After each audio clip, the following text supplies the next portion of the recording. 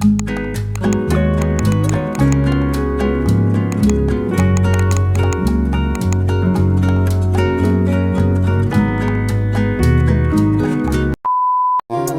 keep you warm all summer.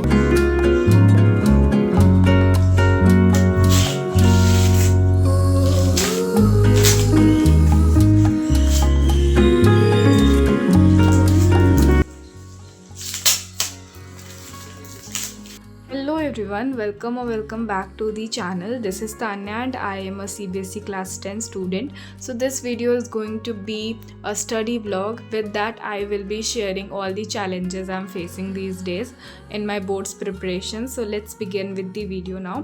तो शाम के 5 बजे करीब 5:30 बजे मैं पढ़ने के लिए बैठी थी एंड अभी मैं करने वाली थी रैपिड रिविजन ऑफ प्रशांत भैया of how do organisms reproduce वाला, क्योंकि मुझे इसका एक रिकैप लेना था क्योंकि बहुत सारी चीज़ें मैं भूल गई थी. So guys, before moving further in the video मुझे तुम लोगों को ये बताना था कि इस दिन जो ये वाला व्लॉग जाएगा उसके बाद मैं एक और व्लॉग अपलोड करूँगी लाइक नेक्स्ट डे या फिर उसके 2 दिन के बाद. एंड जब भी मैं ये अपलोड करूँगी ये वाला व्लॉग उसके 2 दिन के बाद वो वाला व्लॉग जाएगा. एंड वो वाला व्लॉग इस व्लॉग से पहले मैंने शूट किया था, रिकॉर्ड किया था, ताकि मैं तुम लोगों को बता पाऊँ कि अभी आजकल की मेरी लाइफस्टाइल क्या चल रही है. लाइक मेरा स्लीप शेड्यूल बहुत ही ज़्यादा बिगड़ा हुआ है. मैं करीब 1 बजे सो के 11-12 बजे उठ रही हूँ. देन मैं 3-4 बजे तक मुझे रियलाइज़ होता है मुझे पढ़ना है, और उसके बाद मैं फ़ोन चला रही हूँ, बिल्कुल भी पढ़ाई नहीं कर रही. लाइक मेरे एज के सारे बच्चे या फिर मेरे क्लास के सारे बच्चे आई मीन, एंड जितने भी मेरे यूट्यूबर्स वाले मेट हैं, लाइक जितने भी मेरे स्टडी ब्लॉगर्स दोस्त हैं, सब कितनी ज़्यादा पढ़ाई कर रहे हैं और मैं कुछ भी पढ़ाई नहीं कर रही. तो मुझे इस चीज़ का ना अंदर से फोमो हो रहा है एंड उसके साथ साथ मुझे शर्म भी आ रही है, लेकिन पढ़ने का मन नहीं कर रहा. तो हाँ, इससे रिलेटेड ही एक वीडियो आने वाली है जो कि बिल्कुल अनफिल्टर होगी, रॉ होगी एंड आई थिंक उस पर ज़्यादा व्यूज़ नहीं आएंगे. लेकिन हाँ, उसमें ही मैं तुम लोगों को दिखाऊंगी मैंने अपने बाल क्यों कटवाए हैं.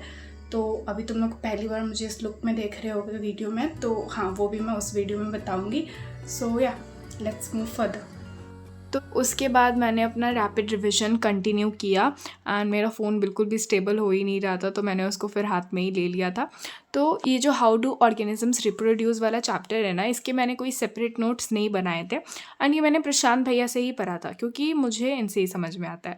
तो हाँ, इसके जितने भी नोट्स थे या जितनी भी स्लाइड्स में जो भी लिखा हुआ था ना, वो सब मैंने वन शॉट से ही देखा था. तो मैंने उसको क्या किया था कि बुक में ही साइड में लिख लिया था एंड बहुत सारी चीज़ें मार्क भी कर ली थी जो भी मुझे लाइन्स मिल गए थे. एंड रीडिंग मैंने उतनी प्रॉपरली पूरे इंटायर चैप्टर की नहीं की थी. बस मैंने जो प्लांट्स वाला पार्ट तक है ना, जहाँ पे एसेक्सुअल रिप्रोडक्शन है, बस मैंने वहाँ तक का रीड किया था. और क्योंकि ये चैप्टर मैंने बहुत पहले किया था तो मैं भूल भी गई थी एंड इसके क्वेश्चंस भी मुझे उतने कुछ खास लग नहीं रहे थे, लाइक अच्छे से आंसर आ नहीं रहा था. सो आई थॉट कि क्यों ना प्रयास वाली बुक निकाली जाए. तो उसके बाद मैंने सोचा तुम लोगों के साथ भी शेयर कर देती हूँ. So guys, this is Prayas book by Educart and please ignore my background sound because you know शादी सीजन है तो बहुत सारे गाने बज रहे हैं.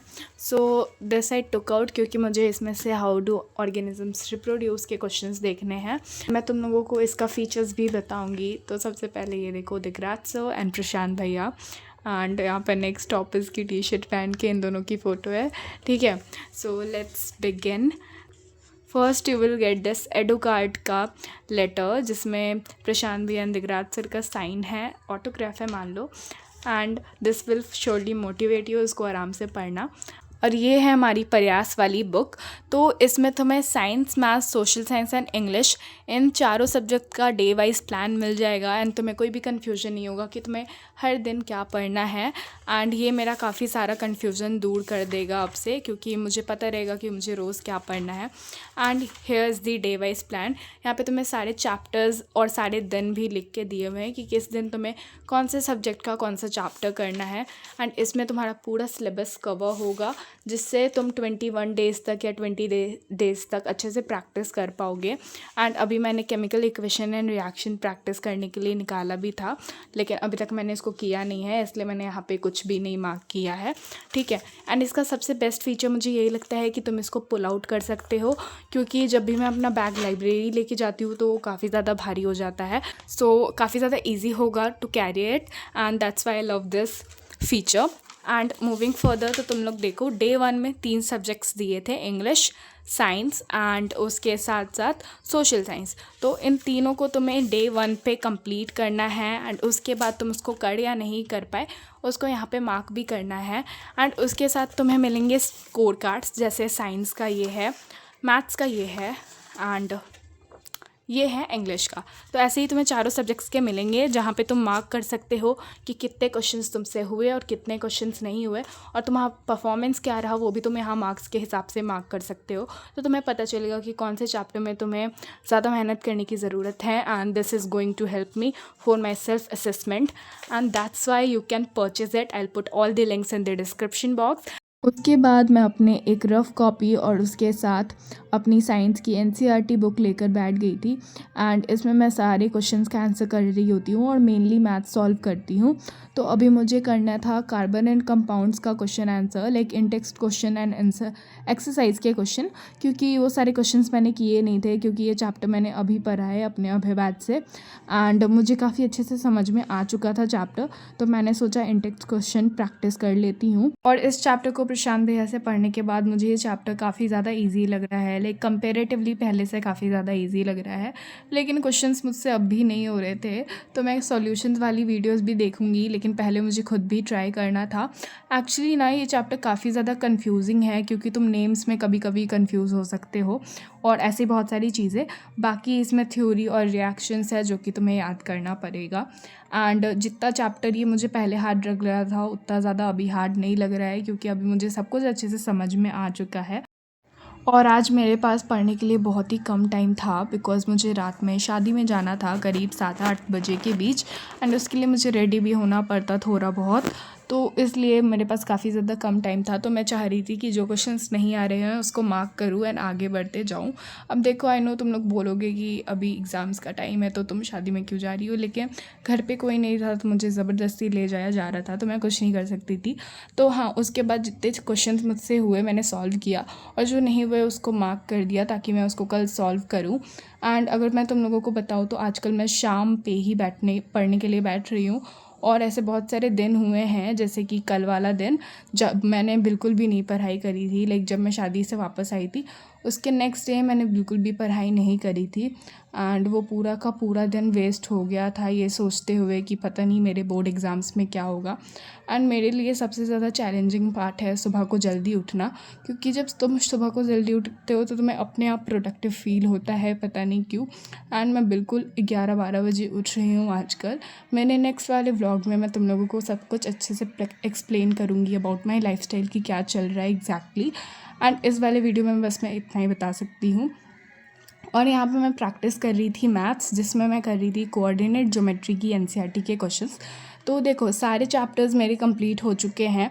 बहुत सारे चैप्टर्स मैंने आरएम बैच से किए हैं, बहुत सारे अभी बैच से रिवाइज भी कर लिए हैं एंड अब ये टाइम है प्रैक्टिस का। तो मैथ्स में अब बस मुझे प्रैक्टिस करनी है। मेरा मैथ्स का सिलेबस हो चुका है, तुम लोगों ने लास्ट वीडियो देखा होगा तो तुम लोगों को पता होगा कि सारे चैप्टर्स हो चुके हैं। लेकिन हाँ, कुछ ऐसे एनसीईआरटी के चैप्टर्स ज़रूर है जिसको मैंने एनसीईआरटी से भी प्रैक्टिस नहीं किया है एंड कोऑर्डिनेट ज्योमेट्री उनमें से ही एक था। तो मैं चाह रही हूँ कि एक दिन बैठ के मैं सारे चैप्टर्स की एनसीईआरटी कर लूँ, जिसका मैंने एक बार भी नहीं किया है। और उसके बाद मैथ्स में मैं सैम्पल पेपर्स एंड पैरेलली वो सारे क्वेश्चंस करूँगी जो कि मैंने एनसीईआरटी में मार्क करके रखे हैं।